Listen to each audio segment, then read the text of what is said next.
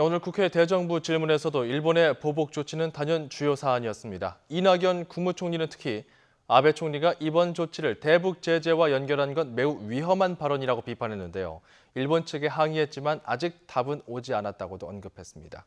이어서 최민 기자입니다. 6월 국회 첫 대정부 질문에 나선 이낙연 국무총리는 우리 기업을 향해 수출 규제에 나선 일본에 대해 단호한 입장을 밝혔습니다. 특히 아베 총리가 우리가 반도체 부품을 북한에 빼돌린 것처럼 호도하고 있다는 지적에 대해 매우 위험한 발언이라고 강하게 비판했습니다. 자칫하면 우리가 오랫동안 유지해온 안보 질서를 흔들 수도 있는 위험할 수도 있는 발언이다 하고 우려합니다. 이 총리는 일본이 어떤 의도와 근거를 갖고 말했는지 정부 차원에서 항의 섞인 질문을 했지만 답은 오지 않았다고 밝혔습니다. 아베 총리의 발언은 사실과 맞지 않고 대단히 위험한 요소를 내포할 수도 있는 말씀이다. 이런 지적의 말씀을 드립니다. 여야는 한일 관계 문제를 두고도 서로 다른 발언을 쏟아내며 분명한 시각차를 드러냈습니다.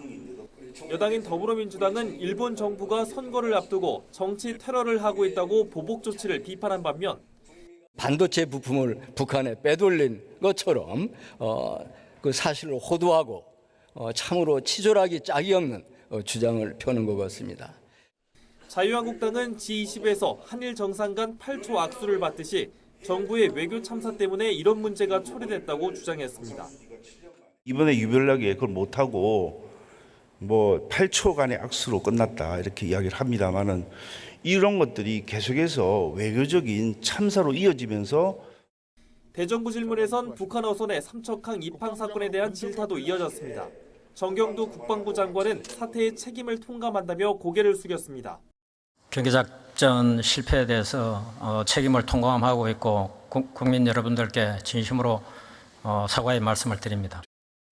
다만 한국당과 바른미래당이 국방부 장관의 사퇴와 국정조사를 요구한 데 대해 여당인 더불어민주당은 과도한 정쟁이라고 일축했습니다. YTN 최민기입니다.